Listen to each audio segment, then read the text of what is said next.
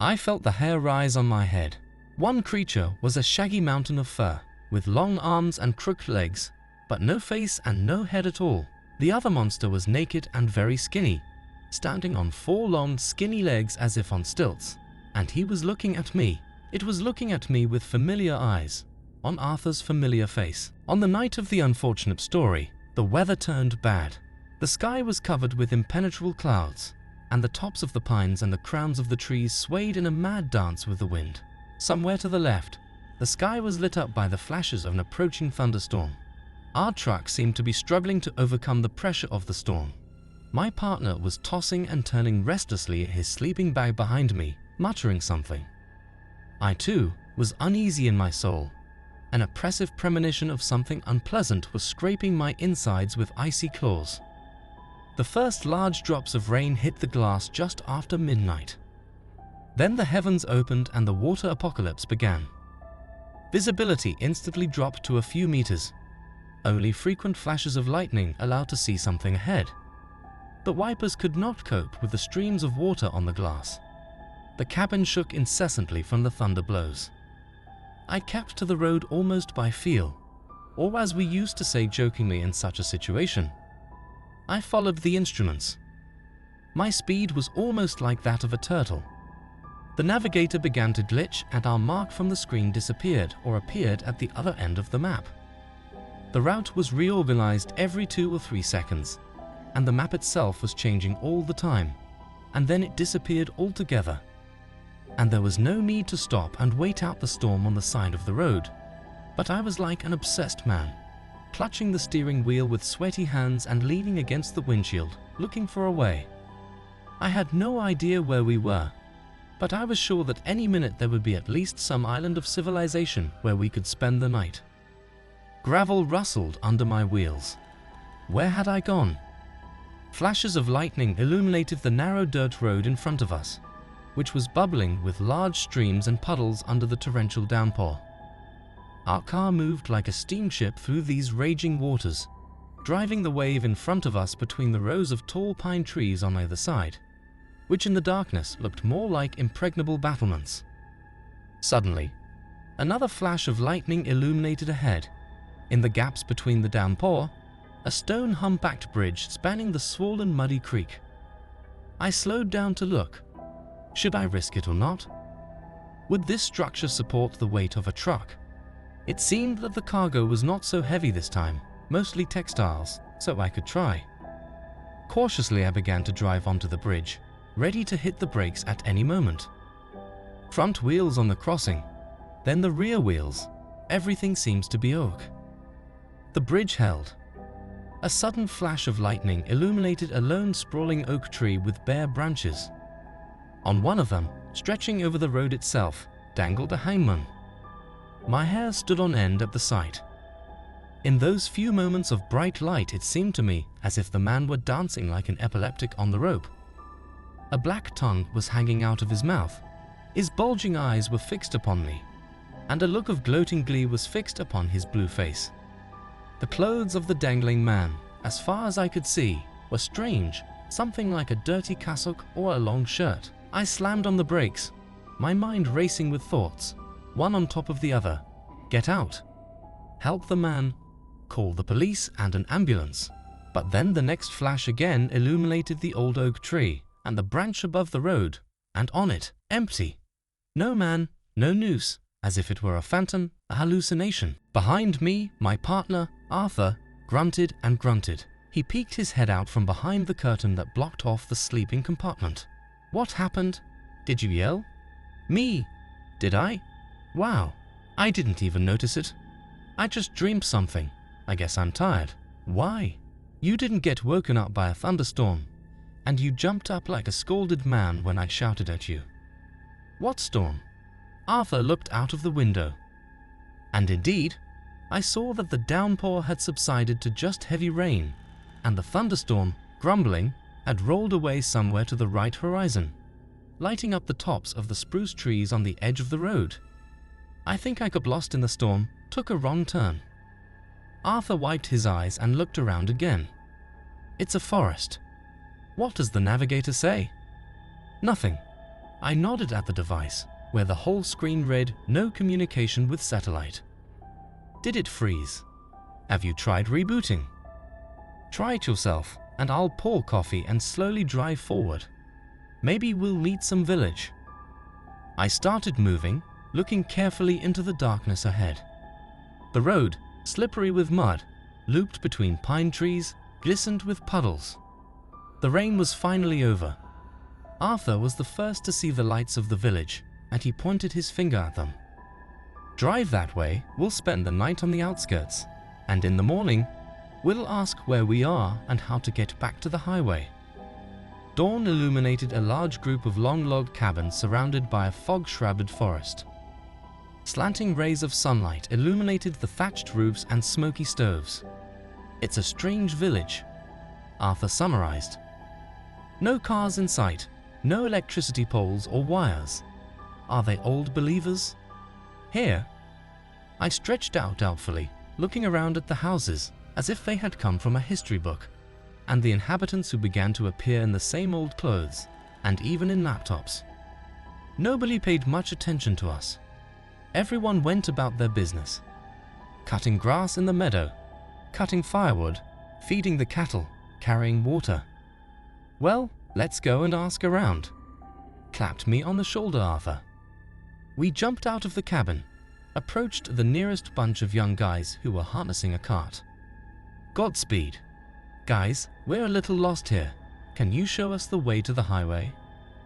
Peace be with you, good people, they replied, bowing. We don't know the way, but if you need shelter and food, we are always glad to help you. The headman Vasilko is coming. He will welcome you. Arthur was standing nearby, twirling his cell phone in his hands in puzzlement. Jorah, my cell phone won't turn on, even though I've been charging it since the evening. I, looking at the approaching delegation of 7 elderly elders, in the full sense of the word, with long grey beards, in canvas shirts, belted with something like knitted scarves, with wooden staffs in shriveled palms, also tried to turn on my cell phone. Strange, mine is dead too. Maybe the thunderstorm had something to do with it. The headman and his entourage approached. Bread and salt, you travelers. I'm the local head. Don't waste your tzatziki, I didn't let them work. He nodded his head at our cell phones. Better come with us to the village, taste our viands, drink milk and honey. You must be tired on your way. I looked at the old man doubtfully. Is he a little crazy? He says strange things, and the people around us played the role of old Russian villagers very well. It is doubtful that in a few dozen kilometers from the capital could be lost dormant settlement of old believers. Unless role players of some kind. That was a more or less acceptable explanation. I turned back to the truck. I went to lock it, but I was grabbed by the sleeve. Don't be afraid for your iron wagon. No one will touch it, and it can't go without my knowledge. Well, that's right, the old man's home. He's playing the village magician, but the problem with the telephones is a little puzzling. What is it, Shaw? Shall we go and have a bite to eat, if you're invited? Arthur called me. I'll be right back, but I'll just take the documents from the glove compartment so they don't get lost by accident. Under the stairs of the elders, he climbed into the cabin. He rummaged through his things, put his car license in his pocket. I took my backpack, just in case. Suddenly, I got the idea to start the truck to make sure everything was okay. I turned the key in the lock and got cold. There was only silence. No response, as if the battery was completely dead. Nothing worked in the cabin at all. Disappointed, I climbed back out and approached the others. Arthur, I whispered. Looks like the battery's dead. How do we get out? He shrugged. We'll figure something out. At least, we'll find a way to contact the big Earth. Call a car service. Let's go, travelers.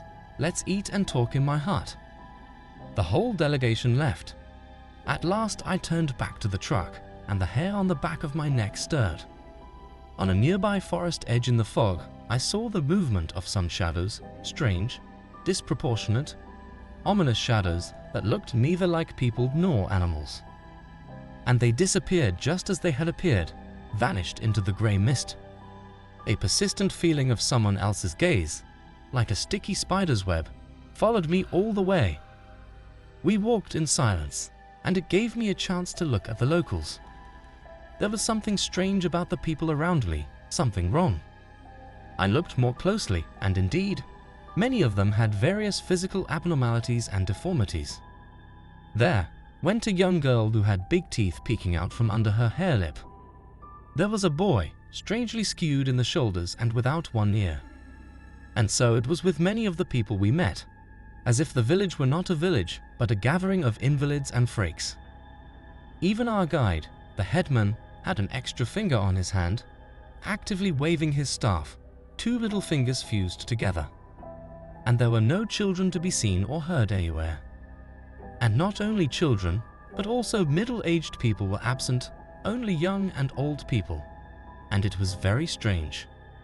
Maybe it's a sanatorium for people with physical disabilities. I whispered, ducking down to Arthur's ear. He shrugged his shoulders. Where are the medics then? The service staff. Don't worry, we'll have breakfast and ask the locals about their village. But that didn't make me feel any better. I continued to look around, but except for the village and the surrounding misty pine forest, nothing else was visible. Only in the distance, at the edge of the forest, there was a church, and it was wrong, alien in this landscape. Instead of a golden poppy, it was crowned with a coal-black spire, and instead of a cross on its top, there was a strange figure, indistinguishable from here. Jets of fog flowed around the temple from all sides, swirling around the top. It was unpleasant and eerie to look at. The headman's house was the largest and towered in the center of the village. Its roof was not thatched, but shingled, with a shaped ridge. Carved plaque-bands and shutters on the windows, rich wainscoting on the porch. Everything indicated the status of the owner. All the tenants, a dozen old men and women like the headman himself, poured out on the threshold, all with the stamp of some physical abnormality or disfigurement. From the open doorway came the thick smell of roasting meat. It was low and smoky inside, thick candles sizzling in the corners, dispersing the semi-darkness of the room. A large rough table was filled with wooden and clay bowls in which steaming slices of boiled and roasted meat were steaming.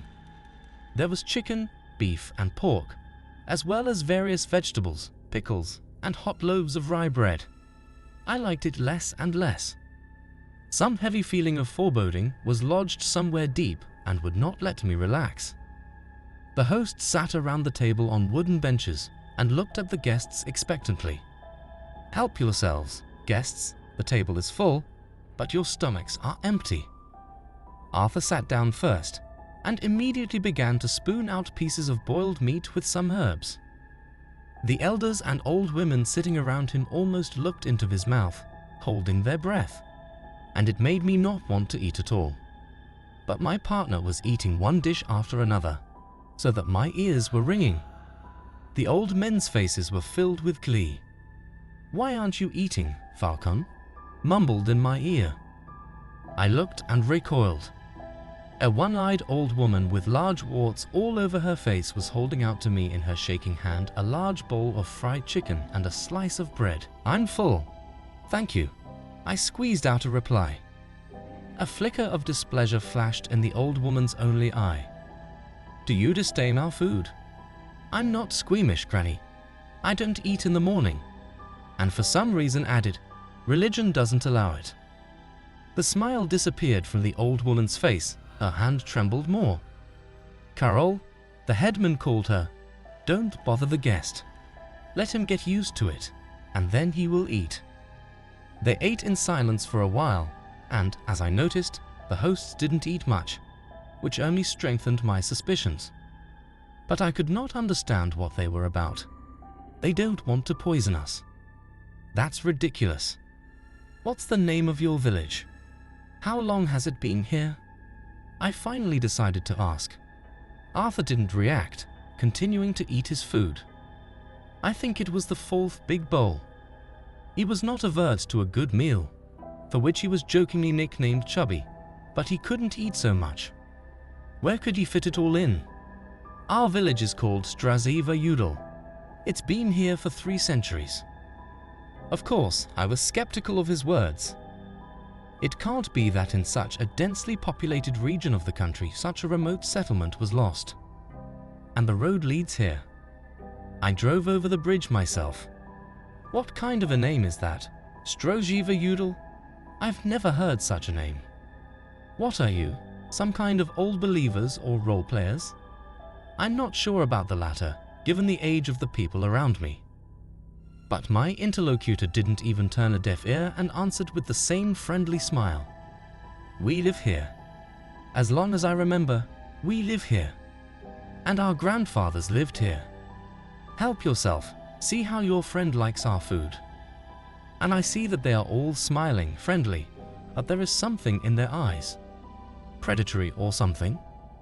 I decided to use my grandmother's tried and tested technique. I can't, I'm fasting.